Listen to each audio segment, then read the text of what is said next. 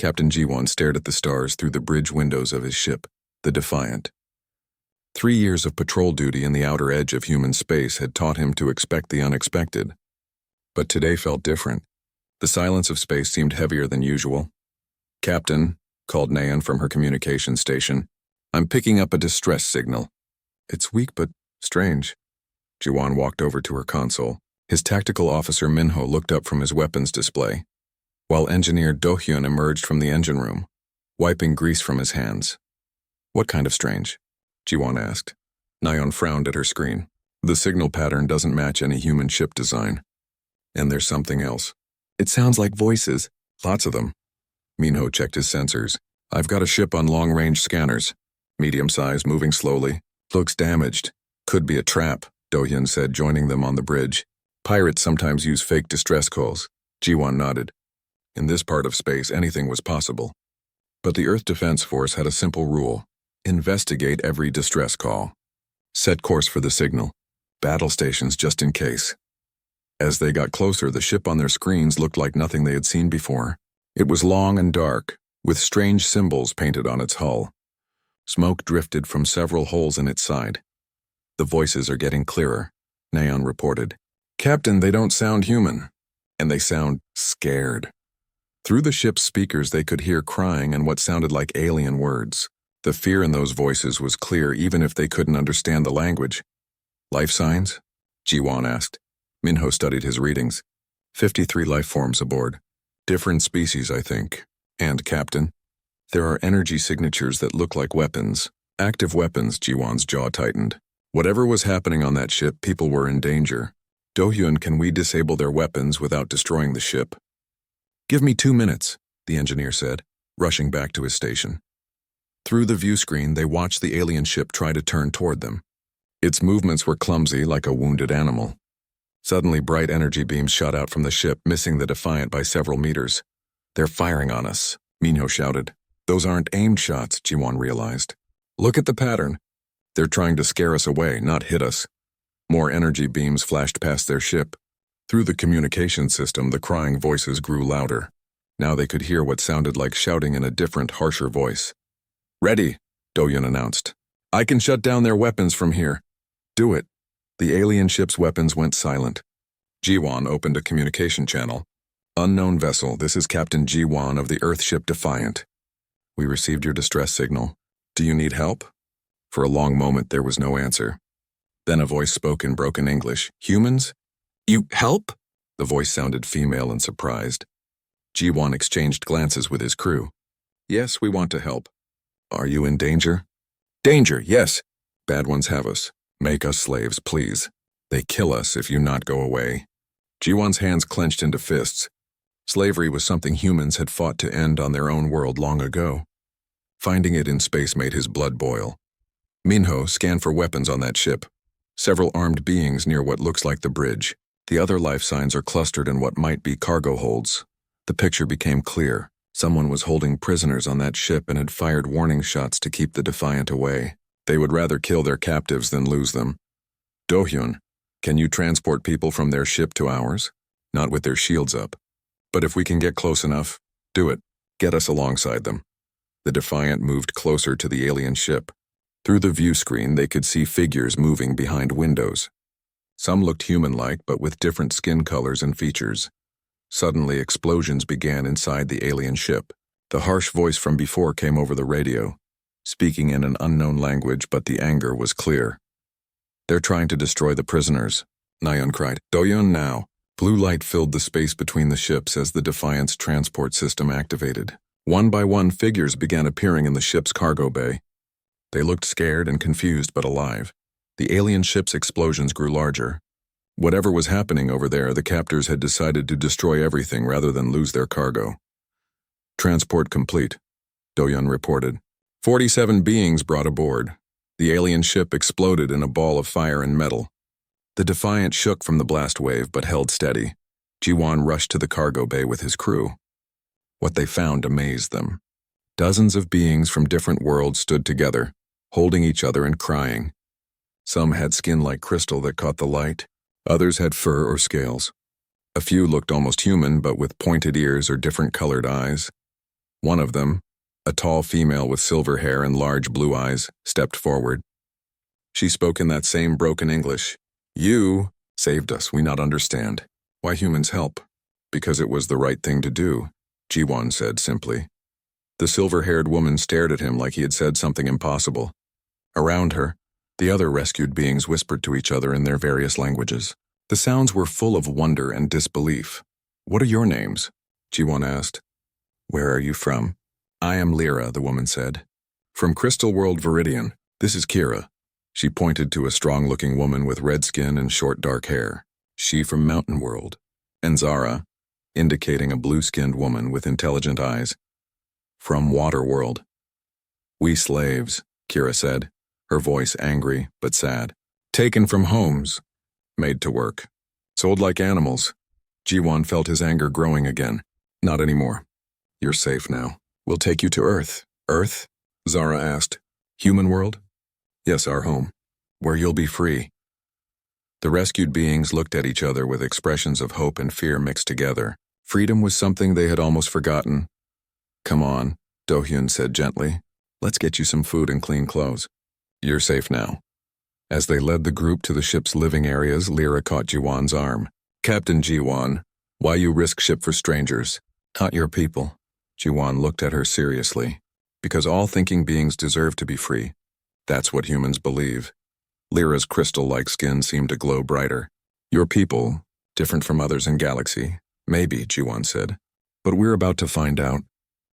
Earth looked beautiful from space, Lyra thought, as the Defiant approached the blue and green world. She had never seen a planet that looked so alive and peaceful. Beside her at the observation window, Kira and Zara watched with equal wonder. "Is safe?" Kira asked in her improving English. "Your leader's not angry we come here?" Captain Jiwon smiled. "They might be surprised, but angry? No, humans don't turn away people who need help." The past week traveling to Earth had been strange for all of them. The rescued aliens had expected to be locked up or put to work. Instead, the human crew treated them like honored guests. Do-hyun had given them comfortable rooms. Nayeon had started teaching them better English. Minho had shared stories about Earth and human history. Most surprising of all, no one had asked them to pay for their rescue or demanded they become servants. This was completely different from everything they knew about the galaxy. After landing at the Earth Defense Force base, they were taken to a large building with gardens and windows everywhere. Dr. Sumin, a kind woman with gentle eyes, welcomed them. "This is a place for visitors from other worlds," she explained. "You can stay here as long as you need while we figure out what to do next." "What you want us to do?" Lyra asked carefully. In her experience, there was always a price for help. Dr. Soman looked confused. "Want you to do? Nothing. Rest, heal, learn about Earth if you want to. The choice is yours." Over the next few days, the rescued beings explored their new temporary home. The building had libraries, gardens, kitchens, where they could cook food from their own worlds, and comfortable rooms for each species' needs. Zara spent hours with Dr. Soman and Do-hyun, sharing knowledge about science and technology. Her people had developed amazing ways to clean water and create medicines from sea plants. The humans listened carefully and asked smart questions, but never demanded she tell them secrets. Kira trained with Minho in the base's exercise areas. Her people were natural warriors, but human fighting methods amazed her. Where her people fought to win at any cost, humans had rules about protecting the weak and never harming innocents. "Your warrior's strange," she told Minho after a practice session. "You could be stronger if you not worry about others." Minho shook his head. "Strength isn't just about winning fights. It's about what you're willing to fight for." Meanwhile, Lyra worked with Nayeon to translate for the other rescued beings. Her telepathic abilities let her understand any language, and she slowly learned about human culture. What she discovered shocked her more than anything else in the galaxy. "Your people really believe all thinking beings equal?" she asked Nayeon one evening as they sat in the garden. "Of course," Nayeon replied. "Why wouldn't we?" "Because no one else does.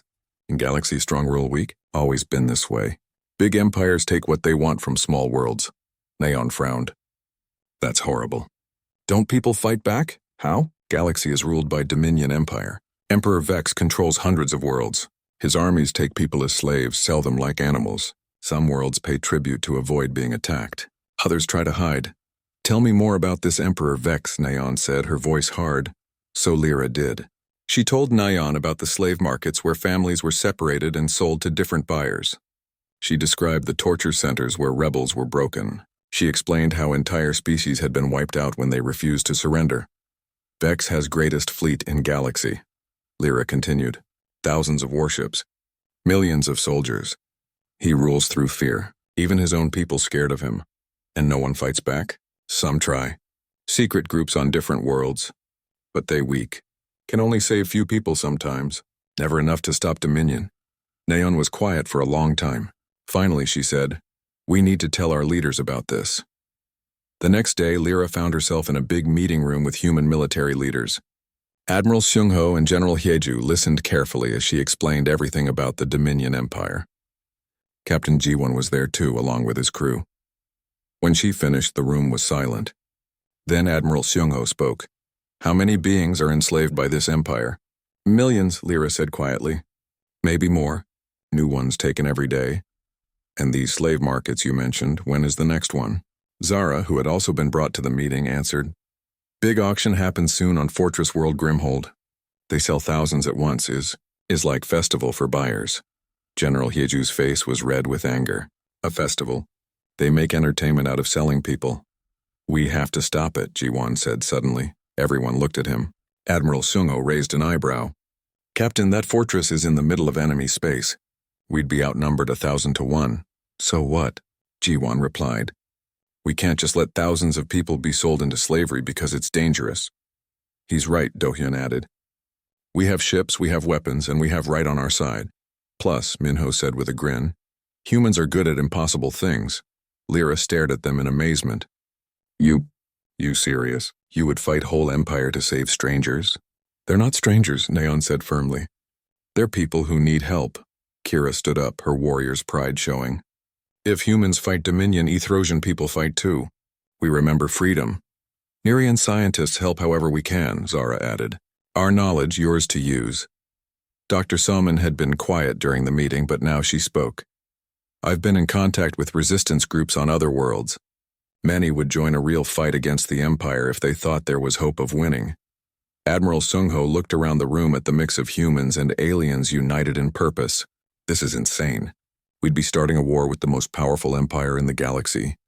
"No," Lyra said, standing up. Her crystal skin glowed with determination. "Empire already at war with galaxy. They just never had real enemy before." "She's right," General Hyeju said. "We can't call ourselves civilized if we ignore this kind of evil." Admiral Seung-ho sighed, but there was a smile on his face. "All right then. Let's plan something impossible. But first we need more information about this fortress world." "I go back," Lyra said immediately. "Can pretend to be escaped slave captured again. Get inside, learn defenses." "Absolutely not," Ji-won said. "Too dangerous is only way." "Kira and Zara come too. We know how to act like slaves." "Can fool guards?" "No," Dr. Soman said firmly. "We won't send you back into danger after just rescuing you." Lyra looked at each human in the room. "You not understand. All our lives we taught that freedom impossible dream. That strong always win. But you humans show us different way. You prove that some people fight for what right, not what easy." She paused, her telepathic abilities letting her feel the emotions of everyone in the room. "Now we want to be like you. Want to fight for others like you fight for us, please. Let us help save our people." Admiral Seung-ho was quiet for a long moment. Then he nodded slowly. "All right. But you won't go alone. We'll send a team with you." "And," General Hyeju added, "we'll have the entire fleet ready to move the moment you give us the signal." As the meeting broke up, Lyra caught Captain Ji-won's arm. "Captain, why your people do this? Risk everything for aliens you just met?" Ji-won smiled. "Because it's who we are, Lyra. And after meeting you and your friends, I think maybe it's who you are too." The war room on Earth buzzed with activity as humans and aliens worked together to plan something that had never been tried before. A direct attack on the Dominion Empire's strongest fortress. Admiral Ji-won, promoted after his successful rescue mission, stood before a huge display showing the Grimhold system. "The fortress sits in the middle of 3 asteroid fields," he explained to the mixed group of officers. 50 warships patrol the area constantly. The fortress itself has shields that could stop our entire fleet. Minho, now serving as the task force's tactical advisor, pointed to different areas on the map. Plus, they have early warning systems throughout the system. They'll know we're coming hours before we arrive. Sounds impossible, said Commander Tejo, captain of the cruiser Indomitable. How are we supposed to fight 50 ships with the 12 we have? We don't fight them, Kira said from her position at the planning table. The Ethrosian warrior had been training human soldiers in alien combat techniques. We trick them. Zara, working with Dr. Soman on the technical aspects of the mission, looked up from her computer. Dominion expects enemies to attack like them. Direct assault with biggest ships. They not ready for human tactics, and what kind of human tactics? Asked Captain Yunji of the destroyer Swift. Jiwan smiled. The kind that won our wars on Earth. Surprise, speed, and fighting for something bigger than ourselves. The plan they developed over the next 3 weeks was indeed impossible by normal standards. It required perfect timing, incredible luck, and the cooperation of dozens of resistance groups across the galaxy. Lyra, Kira, and Zara would return to Dominion space aboard a disguised freighter, pretending to be recaptured slaves. Hidden inside the ship would be a small team of human special forces soldiers led by Minho. Their job was to disable Grimhold's shields from the inside. Meanwhile, Dr. Soman had been busy contacting resistance groups on every world she could reach. The response amazed everyone. Thousands of beings were ready to fight if there was real hope of victory. Look at this, Naon said, reading messages from across the galaxy. The crystal miners on Viridian are ready to sabotage Dominion supply ships. The ocean cities on Nereos will provide safe harbor for our wounded. Even some of the Dominion's own soldiers are ready to switch sides. It's like the whole galaxy was waiting for someone to stand up first, Do-hyun observed. He had been working with Zara to modify human ships with alien technology, making them faster and stronger. The most dangerous part of the plan was the timing. The slave auction would begin in exactly 1 week.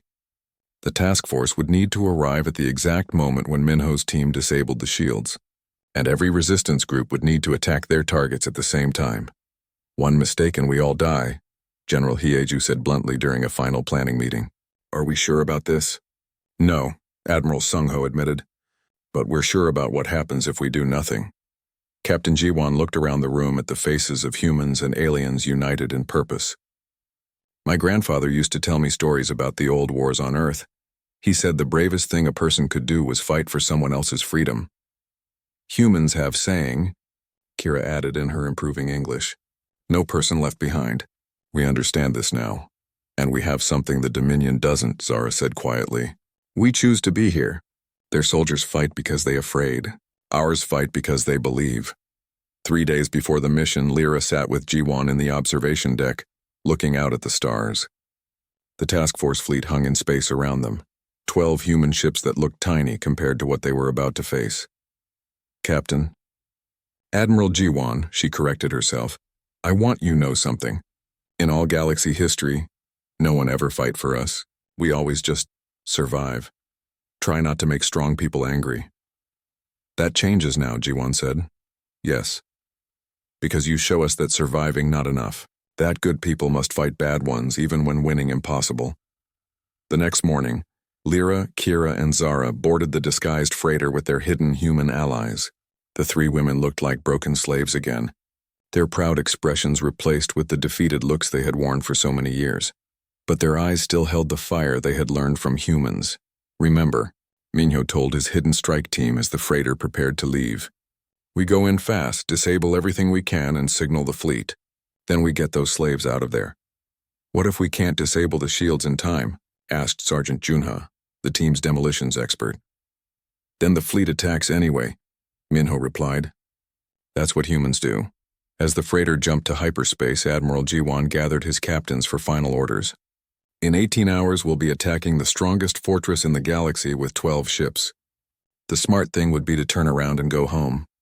Good thing humans aren't always smart, Captain Taiho said with a grin. Intelligence reports that Emperor Vex himself might be at the auction. Admiral Seungo added via communication from Earth. If we can capture or defeat him, the entire empire might collapse. And if we can't? Captain Yunji asked. Jiwan was quiet for a moment. Then we make sure every slave in that fortress goes free, even if it costs us everything. The next 17 hours crawled by as the fleet moved through hyperspace toward their target. In the ship's recreation areas, human and alien crew members shared stories and taught each other songs from their homeworlds.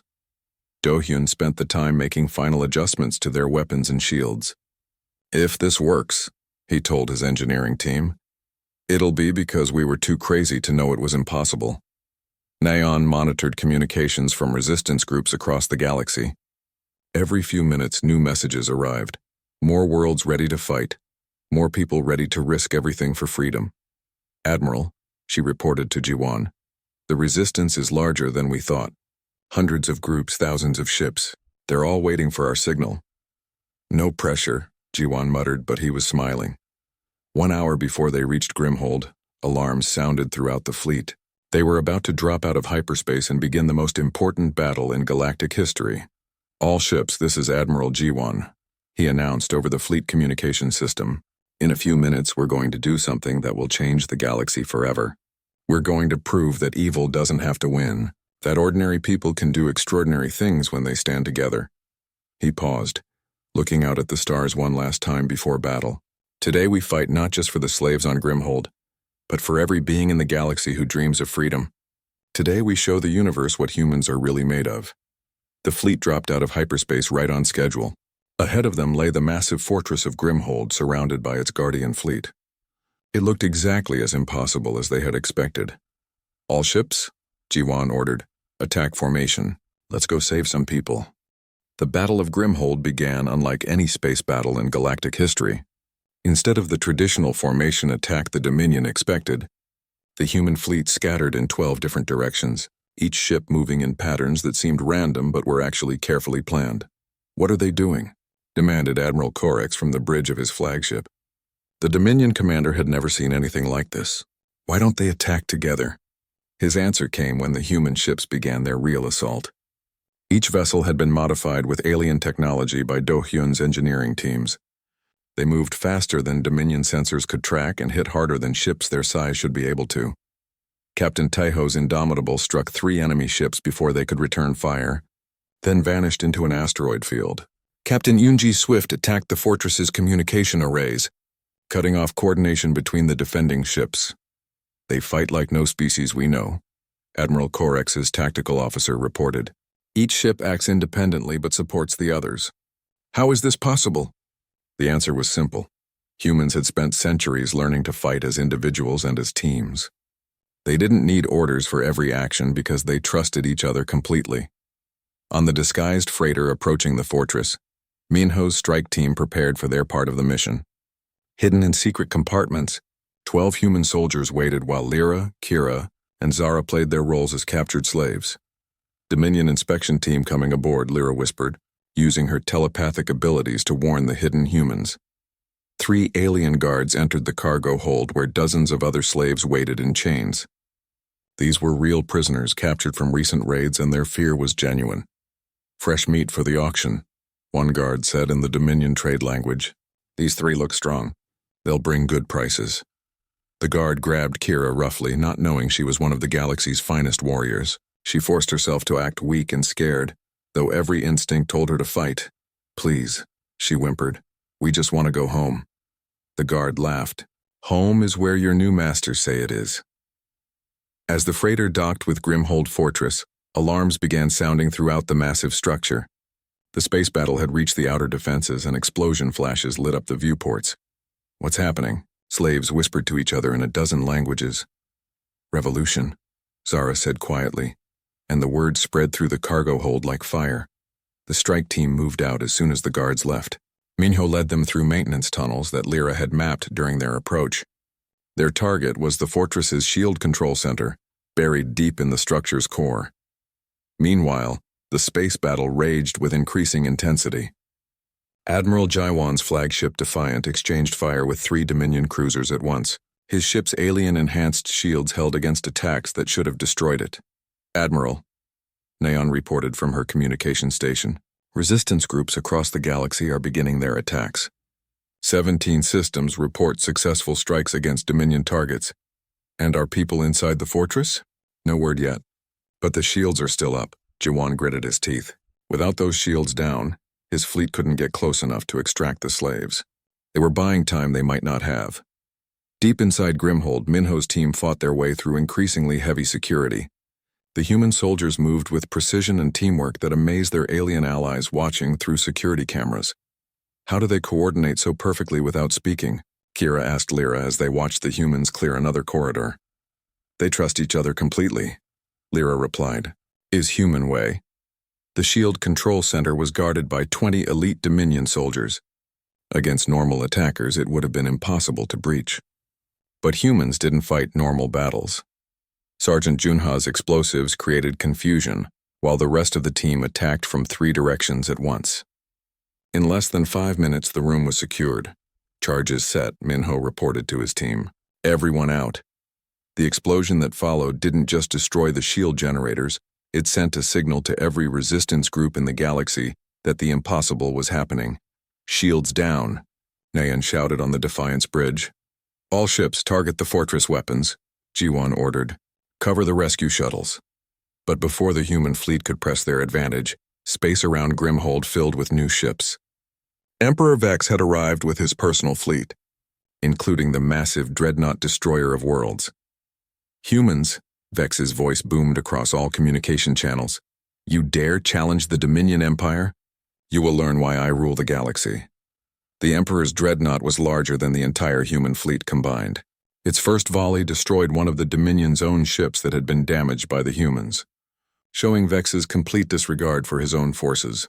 Sir, Captain Taiho reported, that ship could destroy our entire fleet. Then we better not let it, G1 replied calmly. Inside the fortress, the slave auction had become chaos. Thousands of beings in chains watched through the great windows as the space battle raged outside. When the fortress shields fell, hope spread through the crowd like wildfire. Freedom comes, someone shouted in the Viridian language. The humans are here, another voice called in Ethrosian. Kira stood up among the chained slaves, her warrior spirit finally breaking free. Today we fight. Today we win our freedom. The guards tried to stop her. But suddenly they faced not helpless slaves but people with hope. Lyra used her telepathic abilities to coordinate the uprising while Zara helped disable the security systems. In space, Admiral G1 made a decision that shocked both his enemies and allies. Instead of running from the massive dreadnought, he ordered his fleet to attack it directly. All ships concentrate fire on the dreadnought's weapons. We're going to board that monster. Sir, Minho's voice came over the radio from inside the fortress. We've secured the slave quarters. Beginning evacuation to the rescue shuttles. Copy that. Hold position as long as you can. The human fleet's attack on the dreadnought was like watching small birds attack a giant. But human tactics and alien technology combined in ways the Dominion had never seen. Dohyun's modifications let the smaller ships punch through the dreadnought's defenses. Captain Yunji's Swift actually managed to ram through the dreadnought's hangar bay, allowing boarding teams to fight inside the massive ship. Emperor Vex himself entered the battle, commanding his ship's weapons personally, but for all his power and cruelty, he had never faced an enemy that fought like humans, with creativity, teamwork, and absolute determination to protect others. Impossible. Vex raged as his ship's weapons were systematically destroyed by the tiny human fleet. How can insects defeat an empire? The answer came when Lyra's voice reached every slave on Grimhold Fortress through her telepathic abilities. We are not alone anymore. The humans have shown us. Together we are stronger than any tyrant. The uprising inside the fortress reached every level as thousands of slaves broke free. Guards who had seemed all-powerful suddenly faced their former victims fighting with human-taught tactics and alien determination. In space, the battle reached its climax when Admiral G1's Defiant closed to point-blank range with the dreadnought. Instead of using his ship's weapons, G1 did something no sane commander would attempt. He transported himself directly onto the enemy bridge. Emperor Vex, G1 said as he materialized in front of the Galactic Tyrant. It's time for your empire to end. The final duel between human determination and galactic tyranny was about to begin. Emperor Vex stood 8 feet tall, his dark armor making him look like death itself. Around his bridge, dozens of loyal guards aimed their weapons at Admiral G1. But the human commander showed no fear as he faced the most powerful being in the galaxy. You are either very brave or very stupid. Human, Vex growled, his voice like grinding metal. Do you really think you can defeat me? I think you've already lost, G1 replied calmly. Look around. Your empire is falling apart. Through the bridge windows, they could see the space battle turning against the Dominion. Human ships moved like dancers, too fast for the enemy to target effectively. On the fortress below, explosions marked the progress of the slave uprising. Impossible, Vex snarled. I have ruled for 1,000 years. I have conquered 100 worlds. No one can defeat the Dominion Empire. Your empire was built on fear, G1 said. But people aren't afraid anymore. You taught them to hate you and we taught them to hope. Vex drew a massive energy sword that crackled with power. Then I will kill hope by killing you. The Emperor attacked with the fury of a lifetime ruler, his sword cutting through the air fast enough to kill most beings instantly. But G1 moved like water, dodging strikes that should have been impossible to avoid. How? Vex demanded, his attacks growing wilder. I'm fighting for something bigger than myself, G1 replied, drawing his own weapon. You're just fighting to keep what you stole. Meanwhile, throughout the fortress, the liberation continued. Kira led groups of former slaves in attacks on guard positions, her warrior skills finally used to protect instead of conquer. Zara and her fellow scientists disabled weapon systems and opened sealed doors. Lyra stood in the main auction hall, her telepathic voice reaching every mind in the fortress. Brothers and sisters of all worlds, today we take back our freedom. Today we show the galaxy that tyranny has no power over united hearts. Thousands of beings of different species worked together with a coordination the Dominion had never seen. They had learned from human example that strength came not from ruling others, but from standing together as equals. In space, the human fleet pressed their advantage. Captain Tejo's Indomitable had crippled 2 Dominion cruisers. Captain Yunji's boarding teams were fighting through the Dreadnought's corridors, freeing enslaved crew members who immediately joined the fight against their former masters. Admiral, Neon reported from the Defiant. Resistance forces across the galaxy report major victories. 17 Dominion strongholds have fallen. Their fleet is retreating from 12 systems. On the Dreadnought's bridge, Emperor Vex was learning what humans had known for centuries, that fighting for others made you stronger than fighting for yourself. Every time G1 seemed beaten, he found new strength in the knowledge that millions of beings depended on his victory. You cannot win. Vex roared, his energy sword blazing. I am the master of the galaxy. No, G1 said quietly, his own weapon meeting the Emperor's in a shower of sparks. You're just another bully who forgot that bullies always fall. The final strike came when Vex, in his rage, left himself open for one crucial second. G1's blade found its mark, and the Emperor, who had terrorized the galaxy for 1,000 years, fell to the deck of his own ship. Silence fell across the Dreadnought's bridge. The guards stared in shock at their fallen master. Then, one by one, they threw down their weapons. It's over, G1 announced on all communication channels. Emperor Vex is defeated. The Dominion Empire has fallen. The cheers that erupted across the fleet, the fortress, and eventually the entire galaxy could be heard on every communication frequency. Beings who had lived their entire lives in fear suddenly found themselves free. But the real surprise came in the weeks that followed. Representatives from dozens of worlds came to Earth, bringing offers of tribute, territory, and submission. They expected the humans to become the new galactic rulers, as had always happened when one empire replaced another. Instead, they found something the galaxy had never seen before. We don't want to rule you, Admiral Sungho explained to the gathered ambassadors. We want to work with you as equals. But you won the war, protested the Viridian representative. The victor always takes control. It is the way of the galaxy. Then maybe it's time for a new way, General Heiju replied. The solution that emerged amazed everyone. Instead of a new empire, the freed worlds formed something called the Galactic Alliance, a partnership where each world had an equal voice, and no one could be forced to obey another. Lyra became the Alliance's first chief translator, using her telepathic abilities to help different species understand each other. Her crystal world of Viridian shared their advanced technology freely, no longer forced to keep it secret from conquerors. Kira returned to her mountain world as a hero, but brought with her new ideas about honor and protection. The Ethrosian warriors became the Alliance's peacekeepers, using their skills to defend the weak instead of serving tyrants. Zara worked with Dr. Somin to establish the Galactic Science Council, where the best minds from every world collaborated on projects to benefit all. The medical advances and environmental solutions they developed improved life across hundreds of planets. Captain Jiwon, now Fleet Admiral of the Alliance Defense Force, established training programs where former enemies learned to work together. Dominion soldiers who surrendered were given the chance to join the new fleet, where they learned human concepts of honor and service. Strange, Kira observed during one joint training exercise.